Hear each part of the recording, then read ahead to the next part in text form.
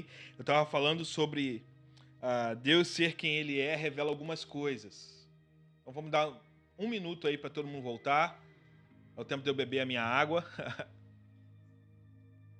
Se eu quero mais água, eu aceito mais água. Dá uma força aí, Luiz. Obrigado, mano.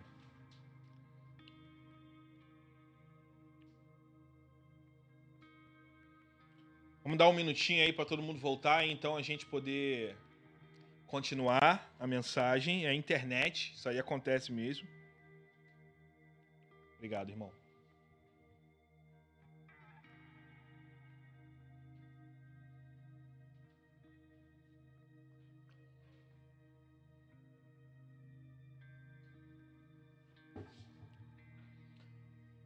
Aproveita que a gente caiu a conexão, eu vou continuar de onde eu parei, mas ajuda a gente então agora mais que nunca a compartilhar aí esse vídeo. Manda para todo mundo, já voltou, tamo de boa, tá tudo certo. Voltou, a galera tá falando que voltou, tamo aqui. E eu vou dar um tempinho para todo mundo voltar, vou dar um minuto, vai, contado no relógio aí. Então, vamos dar um tempo aí para todo mundo poder voltar, compartilha aí, divulga, voltou, tá tudo ok. Deus está no controle de todas as coisas. A gente espera você nos ajudar a compartilhar aí. E eu vou voltar da onde eu parei, tá?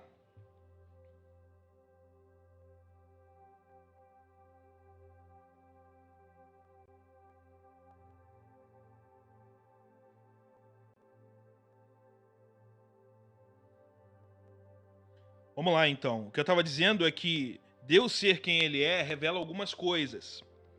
A primeira coisa é que Ele nunca teve um começo e um fim. Então, como eu já coloquei anteriormente, Deus é alfa e Ele é ômega. Pastor, minha mente não consegue alcançar isso totalmente. Então, nem a minha. Porque não dá para entender a eternidade, né? É aquela coisa de tipo, você vai viver com Deus para sempre. Você começa a imaginar um dia, 2, 3, 5, 10, 20 anos. Mas depois, não dá para compreender. Então não tenta alcançar. Basta você saber que ele não tem início e ele não tem fim. Ele simplesmente é.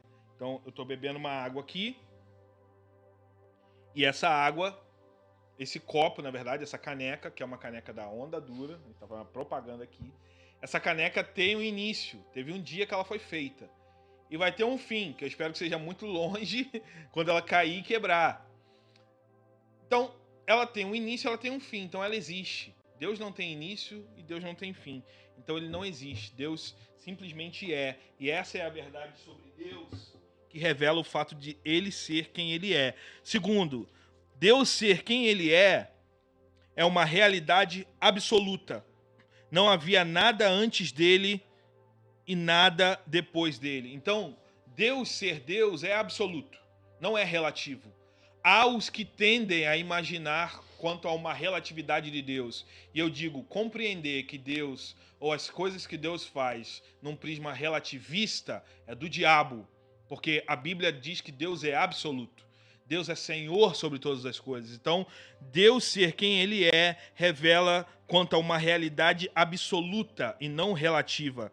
Deus ser quem Ele é, revela que Ele é totalmente independente. Deus não precisa dos seus achismos nem dos meus achismos para se mover. E essa talvez seja uma das grandes implicações que a nossa mente humana nos impede de conhecer Deus. É que a gente acha que Deus vai sempre agir do jeito que a gente quer. A gente acha que Deus é que vai mover os céus e a terra para se ajustar à nossa realidade. Mas, filhão, Deus não depende de você. É você que depende de Deus. Somos nós que temos que nos ajustar a Ele, não Ele se ajustar a nós. É Deus que na hora que Ele quiser, Ele vai dar aquele estalo do Thanos e você vai sair dessa terra. Então, somos nós que dependemos dEle. Somos nós que temos que ajustar o nosso coração ao dEle. Somos nós que temos que entrar nos ditames dele. E não é ele que vai mover todas as coisas para se ajustar a nós. Ninguém ia querer servir um Deus assim, imagina. Nem eu ia querer, porque ele não seria Deus. Então, uma das coisas que mostram para nós Deus ser quem ele é o fato de que ele é totalmente independente. Ele não depende de você, ele não depende de mim, ele não depende da lua, da estrela, ele não depende de nada, até porque ele criou todas as coisas. Um quarto é que tudo que não é Deus é extremamente dependente de Deus. Tudo que não é Deus, Deus é isso aqui. Todo o resto depende disso aqui. Deus é basilar para que todas as outras coisas aconteçam. A órbita que está no universo, o eixo de rotação e translação do nosso planeta, oxigênio, ecossistema, todas as coisas só existem porque Deus está permitindo que elas existam. Ele está sentado no seu trono, reinando todas as coisas com o poder da sua voz, e por causa disso tudo isso existe e acontece. Quinto, Deus é constante. Ele não está se melhorando, sabe? Tipo, Deus não está dando F5 nele mesmo para se melhorar. Deus é constante, ele é único. E para terminar, ele faz o que lhe agrada. Nada impede de fazer o que ele quer. Deus faz o que ele quer, a despeito do que você quer. Deus faz o que está no coração dele. Sabe por quê? Porque há um conceito de soberania que rege todas as coisas a partir de Deus. A soberania de Deus diz para nós que ele vai matar quem ele quiser matar. Ele vai dar vida em quem ele quiser dar vida. O texto bíblico, a gente estava tomando café agora e relembrando que o texto bíblico que fala sobre as pragas no Egito, a última delas, diz que o anjo da morte enviado por Deus entrou dentro do Egito. Por quê? Porque ele faz o que ele quer. Ele faz do jeito que ele quer, da forma que ele quer, e ninguém tem nada a ver com isso. Qualquer homem que tocasse no pão da preposição morria. Davi come o pão da preposição e não morre. Por quê? Não sei. Deus faz o que ele quer. Cabe a nós apenas nos ajustarmos a essa verdade e crermos a partir disso. Agora, Deus é, e isso é poderoso demais. Isso é impetuoso, isso é poderoso. Tratar de Deus como algo insignificante, como uma força, né? Deus é uma energia, Deus é uma força. Tratar de Deus como algo insignificante é diminuir a grandiosidade daquele que fez tudo existir. Alguém em quem as pessoas pensem menos. Há um problema muito sério quando a gente destitui Deus dentro de nós. Quando a gente diz que Deus é uma energia, que Deus é uma força, quando a gente diz que Deus só faz coisas que a gente compreende, a gente está tirando Deus do lugar de Deus e estamos humanizando esse Deus. Isso é muito sério. Não pense imaginar Deus, compreender Deus sempre. Não pense compreender tudo que Deus faz. Eu vejo algumas pessoas que falam, porque Deus está falando comigo, Deus falou comigo, Deus falou comigo. E eu fico me perguntando que, cara, nem sempre Deus vai falar com você, mano. A melhor coisa que Deus tinha para te falar, ele já falou através desse livro aqui, ó. Ele não precisa falar mais para você, ele já falou aqui. Você tá entendendo? Questione alguém que toda hora fala, Deus falou comigo, Deus falou comigo, Deus falou comigo, Deus falou comigo, né? Óbvio, fora da palavra, porque ele já falou com a gente aqui. Então Deus não vai ficar te perguntando o que ele tem que eu não tenho que fazer. Ele simplesmente vai fazer. Do contrário, você está vivendo, endeusando, edificando uma força, uma energia que não é Deus. Tudo teve começo e terá fim nele. Isso precisa nos levar, irmãos, à paixão, à admiração e à devoção. Compreender esse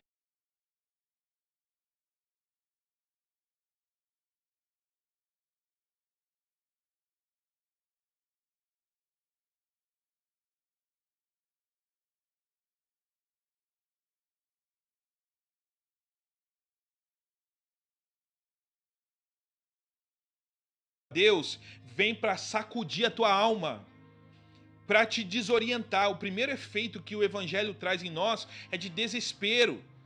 Eu falei isso no domingo passado, se você não tem desespero quando ouve o evangelho, você ainda está caído, cara.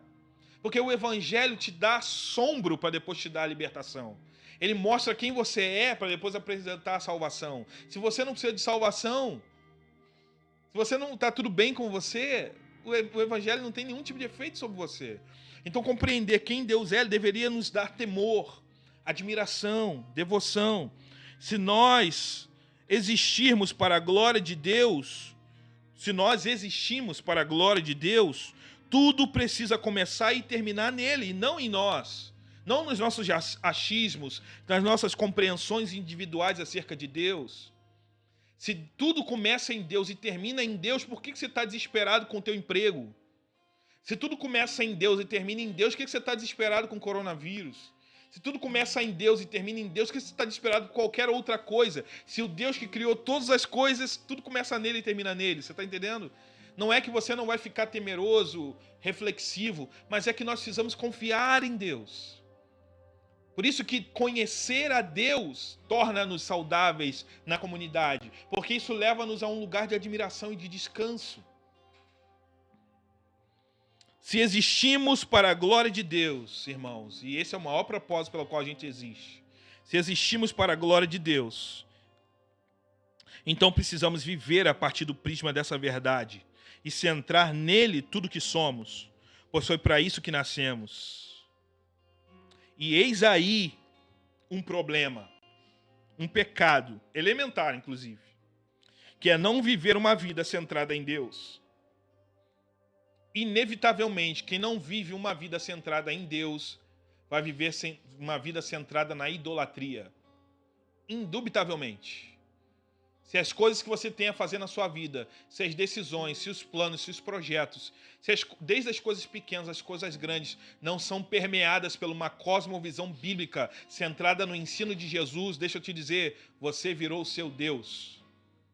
Você não precisa mais de Deus para governar a sua casa, pai. Você é o Deus da casa. Você não precisa mais de Deus para ensinar os seus filhos. Você é o Deus dos seus filhos. Você estabeleceu idolatria dentro da sua casa. Deus precisa tomar lugar de primazia essencialmente em todas as coisas. Esse é um dos maiores pecados que nós, inclusive dentro da igreja, podemos ter. É de conhecer a revelação de Deus, a doutrina de Jesus, o ensino de Jesus e mesmo assim viver uma vida pecaminosa, libertina, que ofende a glória de Deus, porque Ele vem para reinar e nós destituímos Ele para que a nossa vontade reine na nossa vida. Não tem como ser uma igreja saudável sem conhecer Deus, sem saber quem Ele é. Comumente, na maioria das vezes, temos claro quem Deus é e a razão de todas as coisas. Mas também, comumente, temos a alegria e satisfação nas coisas e não em Deus. É como se você lesse a Bíblia todo dia, mas na hora de tomar uma decisão, você não pergunta para Deus, você toma a decisão. É como se você conhecesse o caráter de Deus todo dia, mas você continua fazendo as coisas que você quer fazer, do jeito que você quer fazer, da forma como você quer fazer. É como se você conhecesse a Deus todo dia, Deus te revelasse todos os dias, no entanto você toma as suas iniciativas. Você não sabe quem Deus é, você não conhece Ele. É fake, você não é cristão. Qual é o problema disso, pastor? Para terminar. O problema de tudo isso que eu falei é que o diabo está fazendo o trabalho dele. Ele continua a fazer o trabalho dele no mundo. Qual é o trabalho do diabo no mundo, pastor? Ofuscar a percepção de Deus aos homens. Ou melhor, ofuscar a percepção dos homens sobre quem Deus é. O trabalho de Satanás é não permitir que os homens vejam a glória de Deus e temam a glória de Deus. Foi o que ele fez com Adão.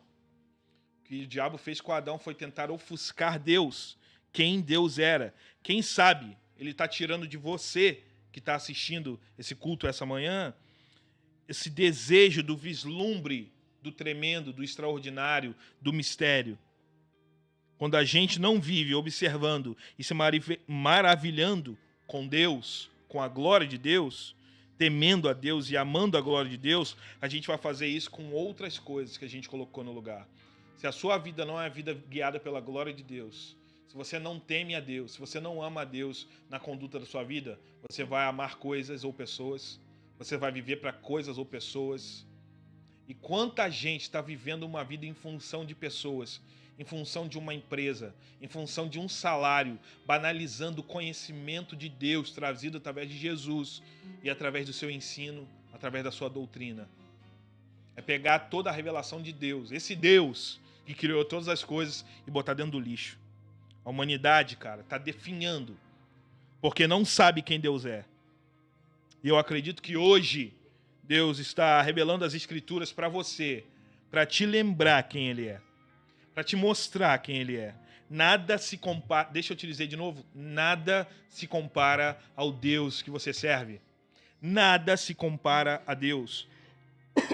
Nada se compara ao Deus que nós servimos. Ele é absoluto, todo o resto é relativo. Eu te pergunto, quem é coronavírus perto de Deus? Mas tem pessoas morrendo, sim, e vão continuar morrendo. No entanto, Deus continua sendo Deus. Enquanto a sua vida estiver temerosa quanto ao vírus, enquanto nós estivermos temerosos quanto ao dia de amanhã, a palavra fala, enquanto nós estivermos temerosos com o que havermos de comer ou vestir, o que a gente está dizendo é que a gente não sabe quem Deus é. E eu quero orar por você e pedir a Deus que de alguma forma venha revelar esse Deus das Escrituras para você. Não tem como ter uma mente saudável, uma vida cristã saudável, sem um conhecimento de Deus. A maioria dos pecados que cometemos, a maioria dos problemas que temos, a maioria das neuras que entramos, acontece única e exclusivamente porque a gente diz que conhece a Deus da boca, como diz o Jó.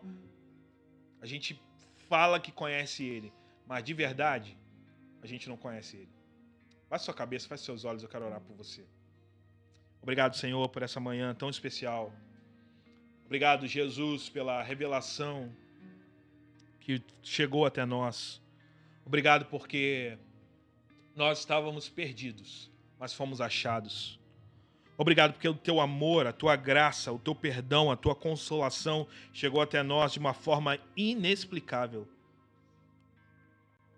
Nós não conseguimos explicar a tua graça, por mais que a tua palavra revele 100% dessa operação, nós não conseguimos explicar porque nós merecíamos o inferno, mas fomos transportados para o reino do Filho do seu amor. Eu te peço, Pai, que a revelação de Deus seja algo que não venha sair da mente de todos aqueles que nos acompanham nesse momento, mas que, pelo contrário, eles possam passar pelos temores da vida, pelas dificuldades da vida, sabendo exatamente quem Deus é. E que o fato de Deus ser quem Ele é não os impeça de adorar, de se prostrar, de viver uma vida contrita e devota, mas pelo contrário, que leve-os a uma vida de devoção. Porque ao ler a tua palavra e ao crescer nas suas escrituras, nós entendemos que no dia bom você é Deus e no dia mau você é Deus.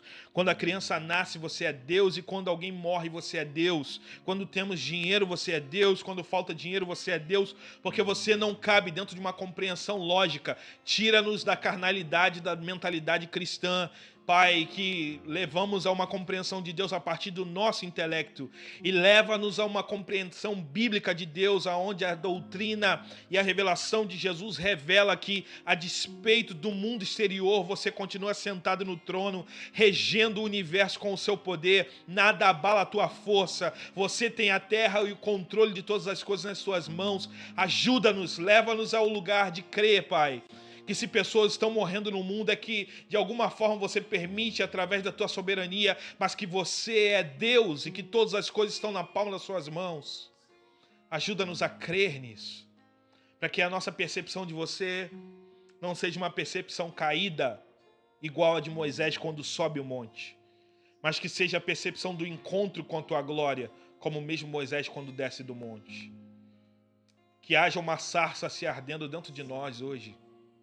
Fala conosco, se revela através da sua palavra para nós, para que a gente creia mais, para que o mundo exterior não abale a nossa fé, dizendo para nós que a nossa fé é um Deus que não age, mas que nós declaremos uma mensagem para o mundo, que a despeito do mundo, Deus está reinando no trono, governando todas as coisas, para a glória do seu nome. Em nome de Jesus, amém, amém e amém.